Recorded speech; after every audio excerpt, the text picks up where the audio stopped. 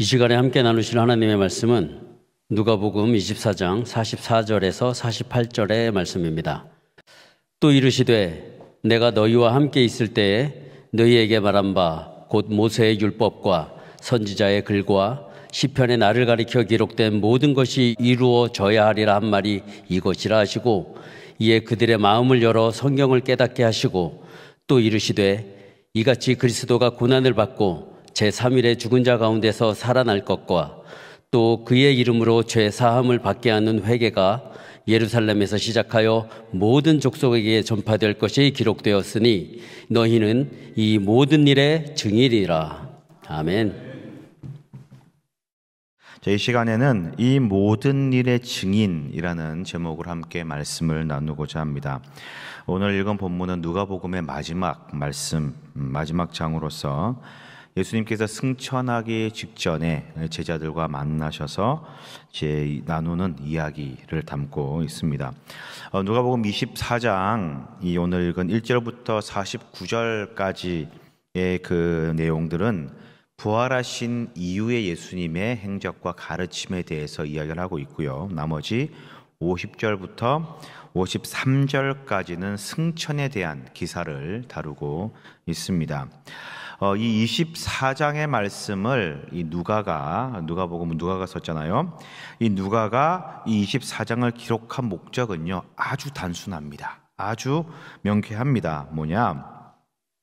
이 예수님의 부활하심과 죽으심이 허구나 소문이 아닌 실제로 일어났던 사실이다라는 것을 알려주기 위함입니다.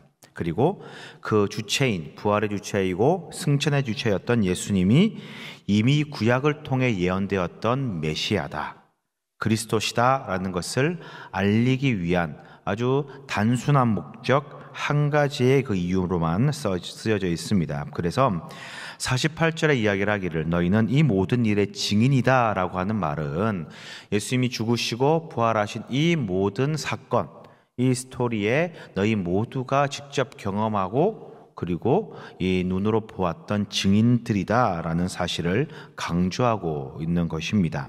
자, 오늘 본문을 통해서 우리가 알아야 될 것은, 그리고 해야 할 일은 무엇인가, 이것을 우리가 함께 짧은 시간 나누고자 합니다. 자, 먼저 그러면 우리가 알아야 될 것이 무엇인가라는 거죠. 알아야 할 것은 무엇인가? 우리는 성경을 알아야 됩니다. 네, 당연한 얘기죠.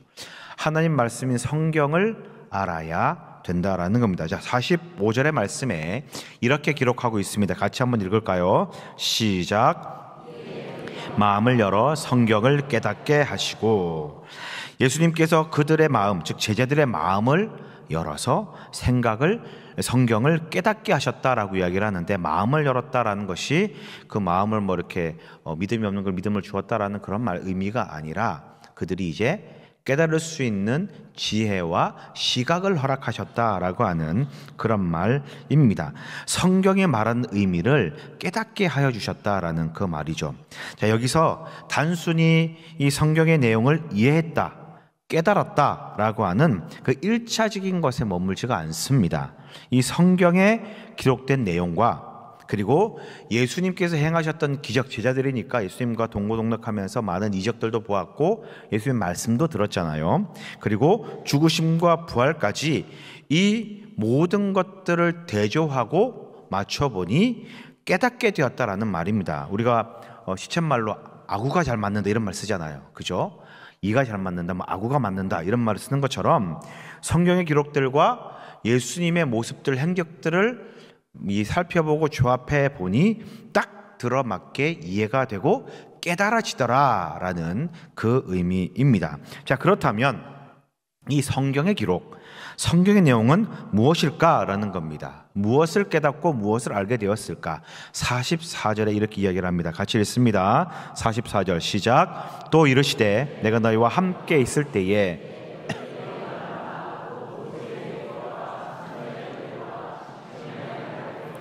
모든 것이 이루어져야 하리라 한 말이 이것이니라. 자, 깨닫게 되었는데, 성경의 말씀을 알게 되고 깨닫게 되었는데 무엇이냐, 이렇게 이야기를 합니다. 모세의 율법과 선지자의 글과 시편의 나를 가리켜 기록된 모든 것이 이루어져야 된다라고 한 이 말을 깨닫게 되고 제자들이 이해하게 되었다라는 겁니다. 모세의 율법, 선지자의 글, 그리고 시편에 대한 내용들, 이 모든 것들이 예수님 자신을 가르치고 있는데 이것이 예수님을 가르치고 있다라는 것을 너희가 이제 깨닫게 되었다, 이해하게 되었다라는 겁니다. 자, 한 번씩 하나씩 우리가 한번 따져볼까요? 모세의 율법이라고 되어 있습니다. 자, 모세의 율법이 뭐예요? 모세의 율법. 모세의 율법은, 이 율법은 이스라엘 백성들이 자신의 목숨보다도 귀하게 여기는 겁니다. 자신의 생명보다도 중요하게 여기는 것, 지키는 것이 바로 율법입니다. 그런데 왜 율법을 지키느냐? 왜 율법을 지킵니까? 구원받기 위해 율법을 지키는 거예요. 하나님께서 우리들에게 율법을 주셨고 율법을 잘 따르고 믿으면 내가 구원을 받는다라고 하는 그 말씀에 의하여서 하나님의 언약 백성으로서 하나님 나라에 살기 위해, 영원한 생명을 누리기 위해 율법을 지키는 겁니다. 네. 율법에 다양한 내용이 나오잖아요. 여러 가지 내용, 어떻게 해야 된다, 저렇게 해야 된다. 근데 그 모든 내용들이 결국 무엇을 말하냐면은 이 율법을 지켜야 너희가 구원을 받을 수 있다라는 겁니다. 네. 율법은 구원의 문제, 즉 죄의 문제를 해결하는 방법이 되는 거예요. 자, 선지자의 글이라고 되어 있는데, 자, 선지자의 글은 또 무엇인가? 이스라엘이 남유다와 북이스라엘로 나눠지고 난 다음에 그때부터 이 선지자들이 활동을 하기 시작합니다. 하나님의 말씀을 대언하는 선지자, 예언자들이 활동하면서 이제 이야기를 하는데, 멸망을 앞둔 이스라엘을 향하여, 멸망을 앞둔 남유다를 향하여서 하나같이 예언을 하기를, 하나님의 사랑을 이야기를 하고 하나님의 은혜를 이야기를 하고 하나님의 구원을 이야기를 하는 거예요. 멸망과 심판을 이야기를 하면서 너희가 이렇게 하면 또 구원받을 수 있을 것이다 라고 하는 그 예언들을 하게 됩니다. 이스라엘을 향해 구원할 메시아가 올 것이다, 구원자가 올 것이다, 다윗의 가문에서 우리를 구원할 구원자가 태어나서 이 모든 핍박과 환난과 어려움들을 다 물리치고 우리를 구원해 줄 것이다 라고 이야기를 합니다. 그러니까 율법과 마찬가지로 예언자의, 이 선지자의 말들도 무엇을 이야기를 하느냐? 구원을 이야기를 하는 거예요. 율법의 목적이 구원이라면 선지자의 말들의 목적은 메시아가 와서 너희를 구원할 것이다 라고 하는 구원이 포커스다라는 겁니다. 그렇다면 시편은요? 시편도 마찬가지겠죠. 이쯤 되면 이야기 되셨죠? 하나님의 구원과 인도하심을 감사하는 게 시편이에요. 시는 감사 찬송이지 않습니까? 대부분 다. 압제당하는 상황에서, 어려운 상황 가운데서 우리를 구원하신 하나님을 찬양하는 찬양시가 있고요. 아니면 나를 핍박하고 고난을 주고 어려움을 주는 저 대적들을 향하여서 하나님 저들 좀 물리쳐 주세요라고 하는 한탄시, 탄원시도 있고요. 자신의 처지에 대하여서 이 실망하고 좌절하면서 그 가운데 하나님의 은혜를 구하는 그런 비탄의 시도 있고요. 네. 또 오실 메시아, 구원자를 기대하고 소망하는 그런 구원의 예언시도 있습니다. 즉 시편 역시도 구원하신 하나님의 은혜 감사하고 구원자를 기다리고 그리고 하나님의 은혜와 섭리를 구하는 그런 시들로 가득 차 있다는 거죠. 다시 말해서 시편 역시도 구원에 대한 감사와 구원을 이야기를 하는 구원의 시, 구원의 책이다라는 겁니다. 그러니까 결국 모세의 율법, 선지자의 글, 시편의 내용들은 모두 이스라엘을 구원할 구원의 역사, 구원의 그 역사를 베푸실 메시아, 구원자를 향한 노래요, 이야기고 예언이다라는 겁니다. 구원을 말하고 있다는 것이죠. 자, 그런데 이런 성경의 이야기들을 예수님께서 뭐라고 말씀하시느냐? 이 모세의 율법과 선지자의 글과 시편에서 나를 가리켜, 즉 예수님에 대한 지칭, 기록들로 다 이루어져 있다라는 것 말씀을 하시는 겁니다. 예수님께서 제자들과 함께 있을 때요, 제자들과 함께 이제 공생애를 지내실 때에 자신이 당할 고난, 아픔, 죽음, 그리고 부활에 대하여서 말씀을 하셨습니다. 대표적인 게 누가복음 18장에 나오는 말씀이죠. 31절부터 33절의 말씀에 보면 이렇게 되어 있습니다. 예수께서 12 제자를 데리고 이르시되 보라, 우리가 예루살렘으로 올라가노니 선지자들을 통하여 기록된 모든 것이 인자에게 응하리라. 자, 인자가 이방인들에게 넘겨져 인자가 이방인들에게 넘겨져 희롱을 당하고 능욕을 당하고 침뱉음을 당하겠으며 33절 그들은 채찍질을 하고 그를 죽일 것이나 그는 3일 만에 살아나리라 하시되. 이거를 예언하셨어요. 예수님께서 직접 인자가 즉 예수님이 당하실 고난과 어려움에 대하여서 제자들에게 미리 말씀하셨습니다. 그런데 뭐라고 이야기를 했냐? 31절에 선지자들을 통하여 기록된 모든 것들이 응하리라. 즉 예언이 이루어질 것이다. 선지자들이 말했던 그 구세주의 이 메시아의 고난과 어려움들 그리고 부활이 이루어질 것이다 라는 말씀을 하시는 거예요. 또 있습니다. 누가복음 22장 37절에는요 이렇게 이야기를 합니다. 내가 너에게 말하노니 기록된 바 그는 불법자의 동류로 여김을 받았다 한 말이 내게 이루어져야 하리니 내게 관한 일이 이루어져 감이니라. 내가 너에게, 지금 예수님께서 제자들에게 말씀하시는 거예요. 기록된 바, 어디에? 성경에 기록된 바, 말씀에 기록된 걸 이야기를 하고 있습니다. 그는 즉 성경에서 말하고 있는, 구약에서 말하고 있는 메시아 구원자는 불법자들 즉 죄를 지은 사람, 죄인들과 동류로 여김을 받았다. 이 말이 예수님께 이루어져야 된다라는 말씀을 하고 있습니다. 이게 이사야 선지자의 예언의 말씀이거든요. 이사야 53장 12절에 보면 이렇게 기록되어 있습니다. 그러므로 내가 그에게 존귀한 자와 함께 몫을 받게 하며 강한 자와 함께 탈취한 것을 나누게 하리니 이는 자기 영혼을 버려 사망에 이르게 하며 범죄자 중 하나로 헤아림을 받았음이니라. 그러나 그가 많은 사람의 죄를 담당하며 범죄자를 위하여 기도하였느니라. 예수님께서 십자가에 죽으셨을 때에 죄가 없음에도 불구하고 빌라도가 죄가 없다라고 선언했음에도 불구하고 죄의 이 몫인 죽음으로 십자가형을 당하셨습니다. 그런데 십자가에 달리셨을 때 우리가 잘 알다시피 좌우의 강도를 보면서 강도의 구원을 위해 기도하셨던 장면도 나오잖아요. 범죄자를 위하여 기도하신 거예요. 그리고 우리를 위하여 기도하셨습니다. 자기 영혼을 버려서 사망에 이르게 하고 범죄자 중에 하나로 헤아림을 받는다. 이 말이 범죄자와 동류를 이룬다라고 하는 그 여김을 불법자의 동류가 된다라고 하는 의미와 동일하다라는 것입니다. 네. 그의 많은 성경 구약의 이 내용들이 예수님께서 구약의 기록대로 고난을 받으시고 어려움을 받으시고 또 죽으시고 부활하실 거라고 하는 그 내용들이 있습니다. 그리고 이 모든 것들이 바로 예수님 자신을 가리키고 있다라는 것을 제자들에게 알려주십니다. 자, 이 모든 예언들, 구약의 모든 내용들을 우리가 기억하고 생각해 보니, 제자들이 생각해 보니, 그리고 예수님께서 행하셨던 많은 말씀들과 기적들과 많은 일들을 서로 대비해보고 대조해 보니, 놓고 하나씩 따져보고 놓고 보니 바로 예수님이 구약에서 말하는 구원자 메시아다라는 것을 명확히 밝히고 있고 그들이 깨닫게 되었다라는 거예요. 네. 그 말씀이 바로 이 말씀입니다. 그들의 마음을 열어 성경을 깨닫게 하시고, 이 말씀이 바로 성경을 통해서 예언되었던 구약의 메시지 메시아, 그분이 바로 우리 예수님이다라는 것을 이야기를 하고 있습니다. 그래서 성도님들, 우리가 하나님을, 예수님을 제대로 믿으려면, 또 증인으로 제대로 증거하려면요, 알아야 돼요. 사실을 제대로 알아야 됩니다. 어렴풋한 기억이나 추측으로는 증인의 삶을 살아갈 수가 없고요, 증인의 어떤 역할을 할 수가 없습니다.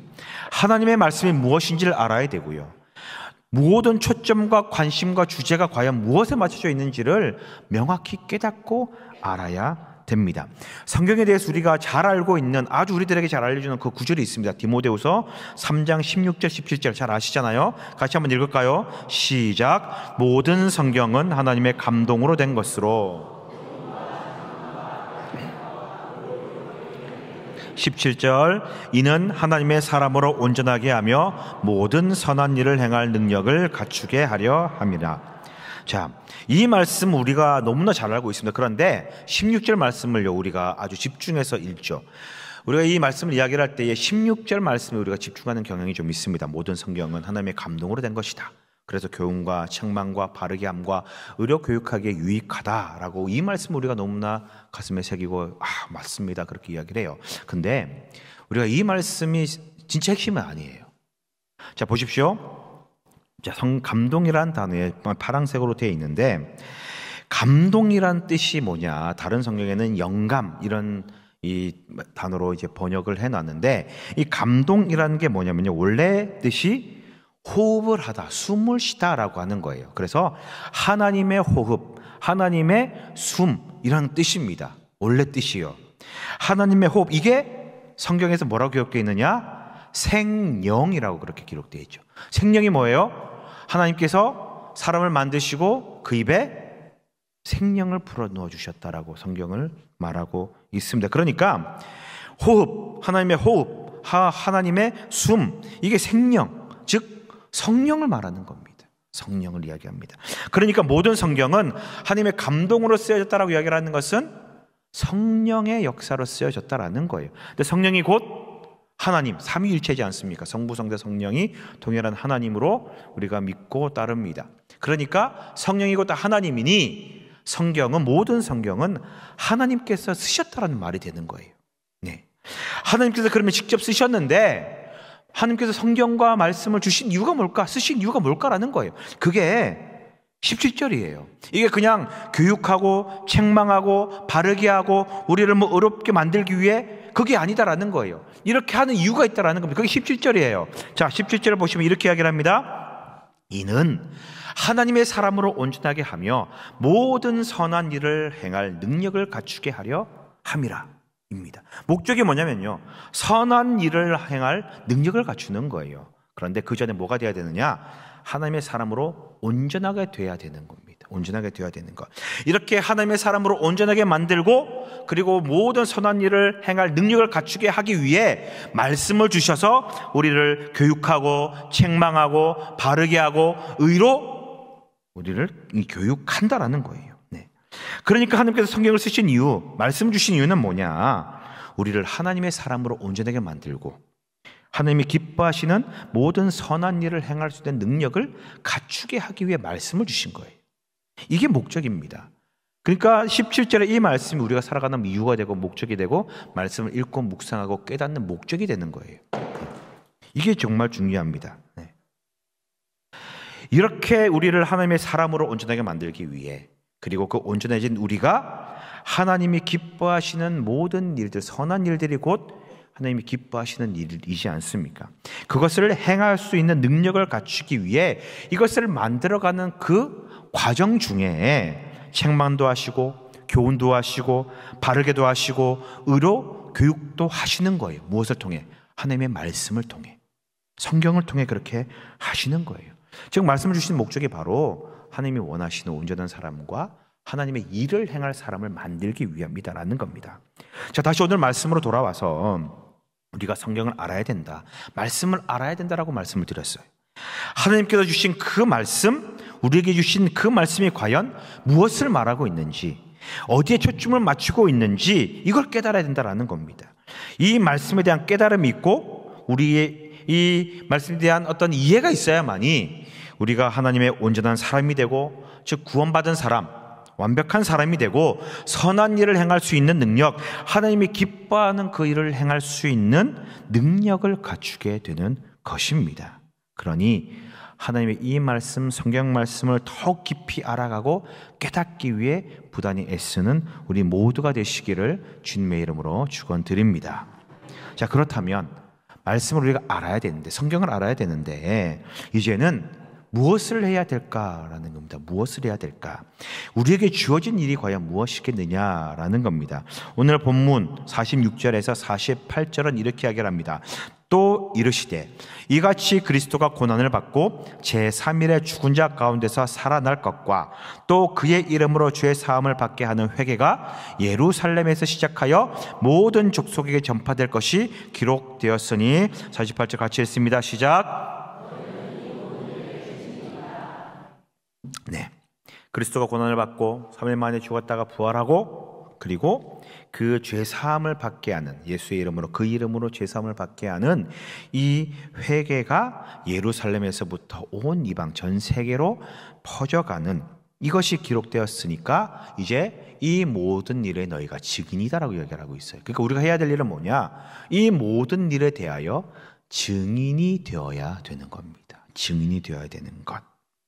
자, 우리가 증인이 되기 위해서는요, 알아야 돼요. 무엇을 알아야 되느냐? 사실을 제대로 알아야 돼요. 자, 말씀드렸다시피 법정에서 증인이 그 증언하는 그 말이 법적인 효력을 가지고 그다음에 정인의 역할을 제대로 감당하기 위해서는 그 일어난 사건에 대하여서 정확히 알고 있어야 돼요. 추측성 발언이나 그랬던 것 같은데요 라고 하는 두리뭉실한 그런 증언은 채택이 될 수가 없습니다. 이 증인의 역할을, 증언으로서의 그 효력을 상실한다라는 거예요. 그러니까 정확히 알고 깨달아야 된다라는 거예요. 그러면 무엇을 알고 무엇을 깨달아야 되느냐? 우리가 하나님의 그리스도의 모든 일의 증인이라고 이야기를 하는데, 이 일의 증인이 되기 위해서는 우리가 알아야 될 사실들이 있다라는 겁니다. 그게 46절, 47절인 거예요. 그리스도가 고난을 받고 제3일에 죽은 자 가운데서 살아날 것, 그리고 죄의 사함을 받게 하는 그 회개가 예루살렘에서부터 시작하여 모든 족속에 전파될 것, 이 일들에 대해서 우리가 증인이 되어야 된다는 것입니다. 그리스도의 고난과 부활, 그리고 죄의 사함의 회개가 모든 족속에서, 예루살렘에서 모든 족속에게로 전파되는 것. 자, 이게 모두 다 성경에서 기록되고 있는 내용이다라는 겁니다. 다 찾아볼 수 없으니까 몇 가지 구절만 좀 말씀을 드리도록 하겠습니다. 시편 22편 7절과 8절에 이런 말씀이 있습니다. 나를 보는 자는 다 나를 비웃으며 입술을 삐죽거리고 머리를 흔들며 말하되, 그가 여호와께 의탁하니 구원하실 걸, 그를 기뻐하시니 건지실 걸 하나이다. 이게 무슨 말입니까? 예수님이 십자가에 달려 죽으실 때에, 고통받고 있을 때에 밑에 아래에 있던 백성들이, 사람들이 예수님을 조롱하면서 뭐라고 이야기를 합니까? 하나님께 간구해서 구해달라고 요청해라, 하나님께 구원을 빌어라, 건져달라고 이야기를 해라 라고 그렇게 비난하고 조롱했던 것, 그때의 이야기를 말하고 있는 거죠. 그거를 시편에 미리 예언을 하고 있는 겁니다. 또 22편 18절에 이런 말씀도 있습니다. 내 겉옷을 나누며 속옷을 제비 뽑나이다. 예수님께서 달려 죽으실 때에 이 옷을 찢어서 그 옷들을, 속옷을 나눠 가졌다라고 하는 기록이 성경에 나와 있습니다. 이사야 50장 6절에 이런 말씀이 있습니다. 나를 때리는 자들에게 내 등을 맡기며 나의 수염을 뽑는 자들에게 나의 뺨을 맡기며 모욕과 침뱉음을 당하여도 내 얼굴을 가리지 아니하였느니라. 십자가의 처형은 가장 모욕적인 처형이라고 말씀드렸습니다. 옷을 벗김받고 채찍으로 등을 맞고 이 뺨을 맞고 모욕당하고 침뱉음을 당하고 십자가에 달려 죽으실 때 모든 얼굴들이 다 공개되는 그런 이 비참한 이 수치를 당하셨다라는 겁니다. 스가랴 11장 13절 이렇게 이야기를 합니다. 여호와께서 내게 이르시되 그들이 나를 헤아린 바 그 싹을 토기장이에게 던지라 하시기로 내가 곧 그 은 30개를 여호와의 전에서 토기장이에게 던지고, 가룟 유다가 예수님을 팔 때에 은 30개 팔아넘겼습니다. 그대로 예언되어 있는 말씀이다라는 거죠. 다 예수님께서 당하신 고난과 치욕과 그 과정들, 모욕들을 그대로 묘사하고 있습니다. 언제? 예수님이 오시기 훨씬 몇백 년 전 그 과거에 미리 예언되었던 내용들이 예수님이 당할 고난을 그대로 묘사하고 있는 거예요. 구약에 예언되어 있던 기록들입니다. 3일 만에 부활할 것을 성경 기록을 하고 있습니다. 자, 호세아 6장 2절에 보면요, 이런 말씀이 있습니다. 여호와께서 이틀 후에 우리를 살리시며 셋째 날에 우리를 일으키시리니 우리가 그의 앞에서 살리라. 3일 만에 부활할 것이다라는 것을 이야기를 하고 있습니다. 시편 16편 6절과 9절에 이런 말씀이 있습니다. 이러므로 나의 마음이 기쁘고 나의 영도 즐거워하며 내 육체도 안전히 살리니 이는 주께서 내 영혼을 소홀에 부리지 아니하시며 주의 거룩한 자를 멸망시키지 않으실 것임이니라. 이 말씀이 옛날에는 뭐라고 기록했냐면요, 주의 거룩하신 자를 썩지 아니하게 하실 것이라고 기록되어 있었습니다. 옛날 성경에는요. 썩는다라고 하는 이 표현이요, 죽임을 당하여 육체가 썩어가는 것을 이야기를 하는데, 옛날 고대 유대인들과 이스라엘 백성들이 가졌던 생각 중에 하나가 3일이 지나면 시체가 썩는다라고 그렇게 생각을 했다고 합니다. 네. 그래서 그 유대의 전통과 문화가 들어가 있는 그런 구절인데, 멸망시키지 않으실 거다, 즉 육체가 썩지 않게 만들어 주셔서 그 전에 일으키신다라고 하는 의미다라는 거죠. 네. 이사야 25장 8절에도 이런 말씀이 있습니다. 사망을 영원히 멸하실 것이라 주 여호와께서 모든 얼굴에서 눈물을 씻기시며 자기 백성의 수치를 온 천하에서 제하시리라. 사망을 영원히 멸하신다라고 이야기를 하는 것은요, 부활이 있으면 사망은 의미가 없어지는 거예요. 부활에 대한 이야기입니다. 26장 19절에도 이렇게 이야기를 합니다. 주의 죽은 자들은 살아나고 그들의 시체들은 일어나리이다. 티끌에 누운 자들아 너희는 깨어 노래하라. 주의 이슬은 빛난 이슬이니 땅이 죽은 자들을 내놓으리로다. 죽음의 땅에 묻힌다라고 하는데, 그 죽은 땅이 죽은 자들을 토해낸다, 다시 내놓는다, 즉 살아난다, 죽은 자가 살아나고 부활한다 라는 말씀을 이사야에서는 또 하고 있습니다. 성경에 많은 구절들이요, 부활에 대하여서, 3일 만에 부활할 것에 대하여서 이야기를 하고 있어요. 예수님의 죽으심, 고난, 핍박, 모욕, 수치, 그리고 부활까지 다 예언을 하고 있습니다. 46절에 대한 기록들이 성경에 미리 예언되었다라는 거예요. 그렇다면 47절의 말씀은 어떻게 구약에 예언되고 있을까? 이사야 2장 3절에 보면은 율법이 시온에서부터 나올 것이요 여호와의 말씀이 예루살렘에서부터 나올 것입니다 라고 이야기를 하고 있어요. 그러면서 온 열방으로 말씀이 흘러가고 율법이 전파될 것이다 라고 그렇게 이사야는 예언을 하고 있습니다. 여호와의 율법이, 구원의 말씀이 예루살렘에서, 시온에서 시작된다라는 거예요. 이사야 49장 6절에 똑같이 이야기를 합니다. 그가 이르시되 네가 나의 종이 되어 야곱의 지파들을 일으키며 이스라엘 중에 보존된 자를 돌아오게 할 것은 매우 쉬운 일이라. 내가 또 너를 이방의 빛으로 삼아 나의 구원을 베풀어서 땅 끝까지 이르게 하리라. 야곱의 지파들, 이스라엘의 보존된 자들, 즉 이스라엘, 그들을 이방의 빛으로 삼는다라는 거예요. 예루살렘 성전을 통하여서 그때부터 시작하여 만방의 이방의 빛으로 삼겠다라는 말씀을 하고 있습니다. 구원의 시작이 예루살렘이다라는 말이에요. 미가서 4장 2절은 확실하게 이야기를 합니다.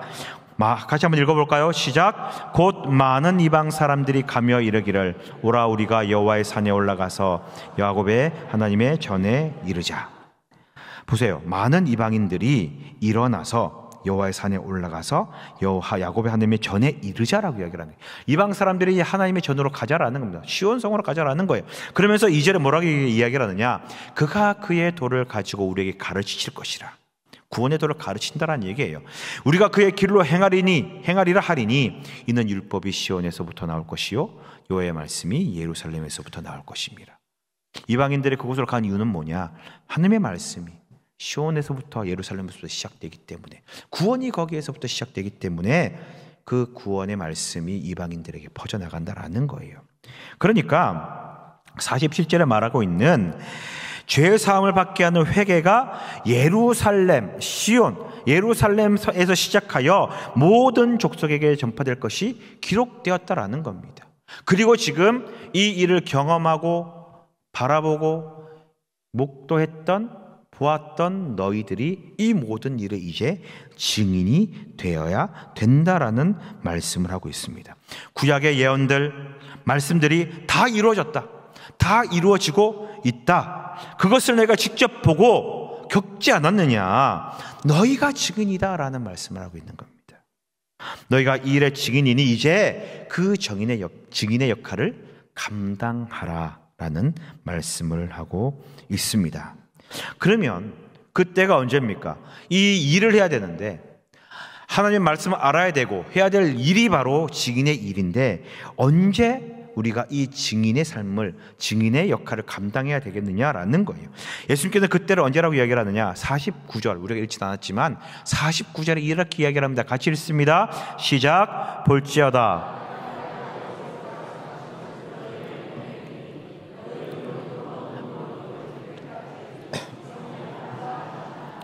그때가 언제냐면요, 하나님께서, 예수님께서, 아버지께서 약속하신 것을 보낼 때가 있다라는 거예요. 너희에게 보내리니 위로부터 내려오는 능력을 입혀질 때까지 그냥 이 성에 머물러 있으라라고 그렇게 말씀하십니다.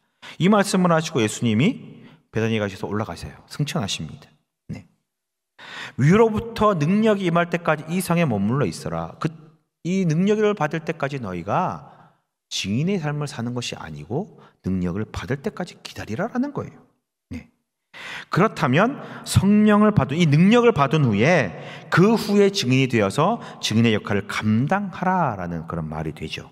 같이 한번 읽을까요? 사도행전 1장 8절 잘 아시죠? 시작. 오직 성령이 너희에게 임하시면 너희가 권능을 받고 예루살렘과 온 유대와 사마리아와 땅끝까지 이르러 내 증인이 되리라 하시니라.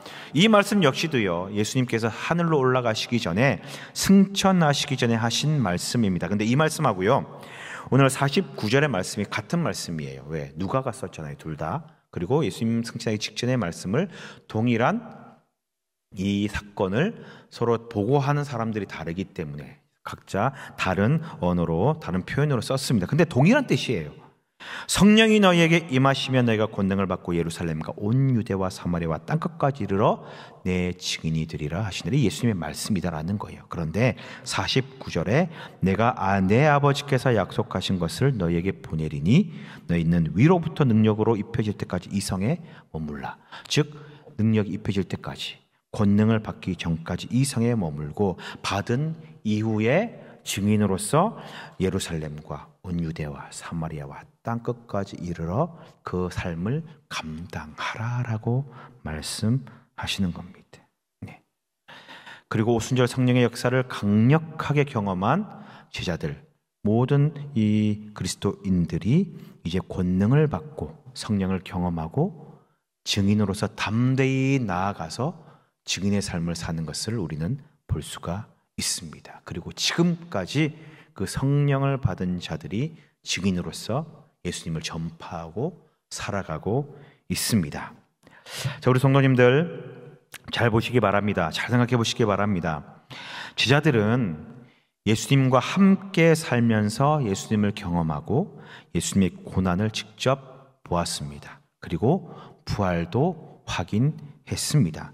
그 모든 것을 보고 성경을 보니 결국 그들이 믿고 따르던 모든 성경의 이야기들, 그들이 정말 목숨보다 중요하게 여겼던 그 율법이, 그들이 그렇게 믿고 따르고 소망했던 예언자들의 예언들이, 그 모든 것들이 예수님을 향하고 있다는 것을 깨닫게 되었어요.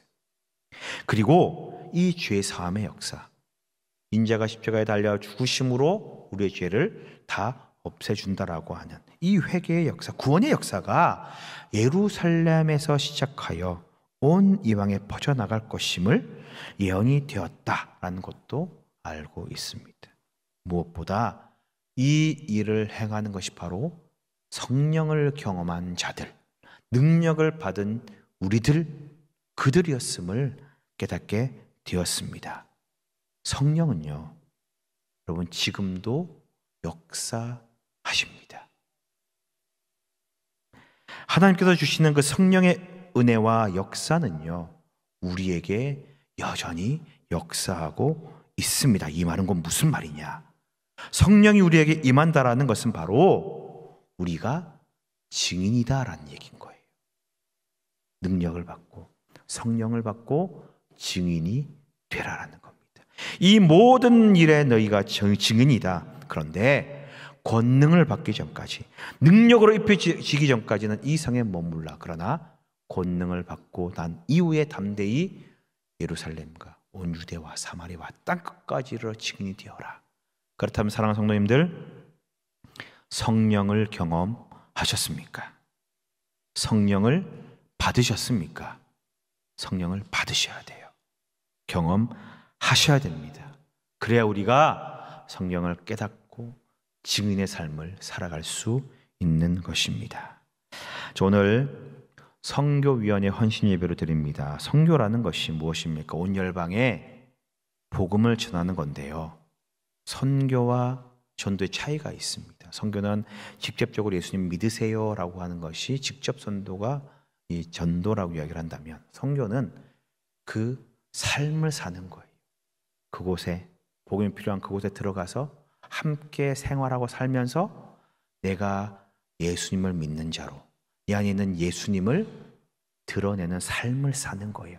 말 그대로 내가 그리스도인이다라고 하는 그 모습을 내 삶으로 증거해내는 겁니다. 증인의 삶을 살아가는 것이 바로 선교입니다. 우리는 예수님의 증인으로 살아가야 됩니다. 그렇다면 오늘 이 선교 사역, 이 선교 헌신 예배는 선교위원회만 드리는 헌신 예배가 아니게 되는 거죠. 우리 모두의 예배요, 우리 모두의 헌신이 되어야 됩니다. 예수님을 믿고 성령 받은 우리가 해야 할 일, 예수님에 대한 증거, 증인이다라는 것입니다. 우리 사랑하는 성도님들, 예수님의 이 놀라운 일들 우리가 증인되어서 세상 곳곳에 예수님의 구원의 역사를 증거하는 참된 증인으로 살아가시기를 주님의 이름으로 간절히 축원드립니다. 기도하겠습니다.